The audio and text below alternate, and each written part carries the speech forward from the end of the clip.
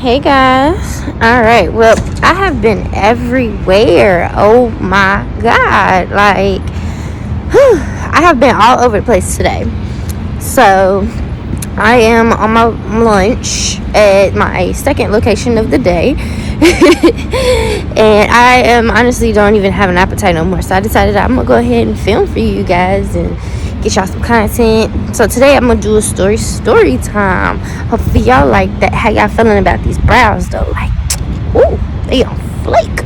Anyways, so yeah, your girl's gonna go ahead, go sit down in here in this lunchroom where it's quiet and not so windy, and we gonna have story time. Okay.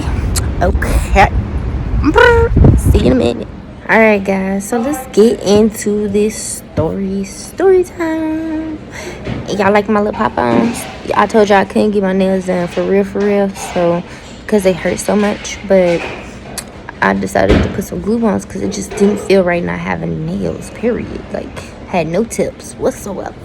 Couldn't grab nothing, couldn't scratch my face right, like, because my nails are so soft from what they went through. Oh my god, I would never ever go back to that place. Like, that was the worst spa day anybody could have ever gone through. Like, for real. Like, I'd never go through that again. But let's go ahead and get into this story. So this story is how I lost my first car. So it's basically, I lost this car by being totaled. Well, it wasn't the first car I ever bought, but it was the first car I ever bought from the dealership using my credit. Like, and it messed me up for a really long time. I finally got the car off my credit, but boy, did it take some time. It took time and a lot of money to get that off of my credit. Like, seriously. So I paid for what my ex did, and it made me just like be so wary of like allowing guys or friends or anyone to use my stuff, because it's like, what happens if they can't pay it or they don't pay it? You know, everybody got promises and you trust people, and especially if it's somebody that you trusted for years, like years. So, you know, it causes issues and drama. But anyways, so sorry, I'm being nosy. Anyways, so let's get into the story. So one night, I told y'all about the time that I got shot, right? Okay, so when I was working that job, I told y'all that my ex totaled my car. Well, this is the night that he did that. So it was a few weeks before I got shot, but he told me, he gave me the biggest sob story, showed me messages about how one of his friends had gotten hurt and was in the hospital, and they had to manage that. Like, he wanted to be there for them, and it was only an hour and a half away, and he had the gas money, and could he go? I didn't have to work until tomorrow, and he wasn't gonna stay long. I'm like, it's the middle of the night, I'm asleep, I'm barely thinking right. I'm like, you know what? Go ahead, take the car. Just go, because you're crying. I'm not gonna get no sleep. I gotta work in the morning. Just go. Like, take the car and go. Let's say 3 hours into me sleeping, I get a call. My phone being blown up, and I'm like, what the fuck? So I check my phone, and it's him calling. This dude is in the hospital. What you in the hospital for? I'm so sorry. Your car. My car? One, are you okay? Yeah, my back is messed up, but I'm good. Okay. My car. Let's get back to my car. You're good. Where's my car? Yeah, you don't have a car anymore. What you mean I don't have a car no more? Well, a semi-truck, I guess he was falling asleep or something. They swerved over into my lane, and they smashed your car into the guardrail, and it's completely totaled. I'm just in shock. I'm just like, what? You said completely totaled? I just got the car. I paid so much for insurance, like, oh my god.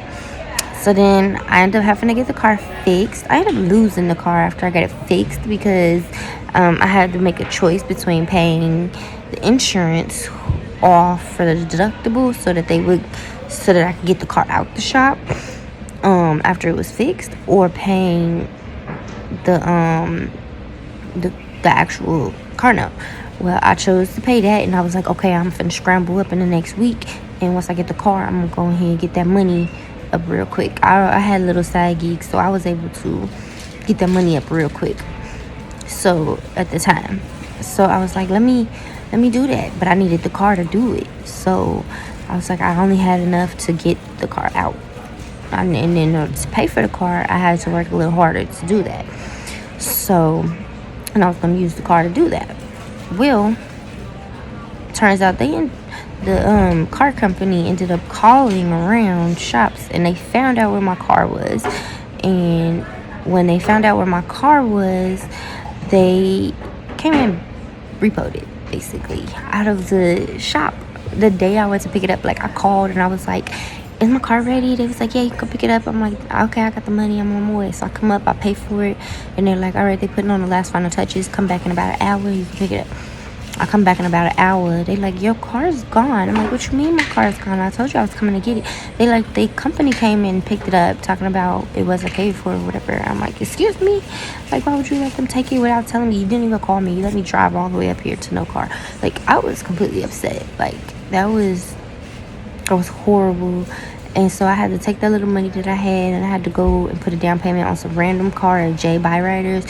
Never will I go to JB Byriders ever again. But it was like one of those, I just kind of got to do it. I got to do what I got to do because I have to get around. I have to get to work. I have to handle my business. This is the same guy who has had not one, but a set of twins and a little boy on me. So, all while we was together, like, you living with me, you taking care of me and my kid, I'm taking care of you, you using my cars, you know, I'm supporting of you, you supportive of me, and then you turn around and you were cheating on me the entire time in my house while I was working my ass off. While I was in school, you were taking my car and going to college campuses and going to see other girls, and you got three of them pregnant. One lost it, and then one took the babies and dipped, and then the other one, she came back around years later to tell you that you have a kid that looks just like you, so you couldn't deny it if you wanted to. But the things that I went through, like, and that was just shortly after college, like, this was the introduction that I had to adult life. I'm like, what the world? Like, who wants an introduction to life, adulthood, and it's like this, you know? Like, it's not real love. You don't even know anymore where you're going, what you're gonna do with it. Like, it was a whole lot to it. And so I just kind of took it as a life lesson, and I learned from it, decided to move on. I am with my current boyfriend. We've been together for almost 6 years now, since the last guy, obviously, and I was shocked that I even moved on with him so quickly, but it was just a spark, I guess, that kind of took me out of my funk real quick. And I didn't know it was going to be 6 years later and we're still together, but that's how it was, and I'm completely happy for that.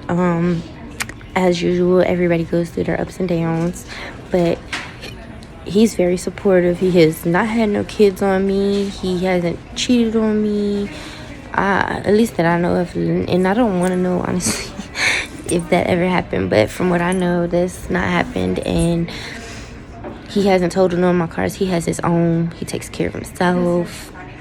He takes care of me and mine, and we support each other, and that's what it's supposed to be. He doesn't lie to me. He doesn't pick me up late from school to be with other females and telling me honestly, I'll never be with a musician or an artist ever again. I learned my lesson. You can't trust them.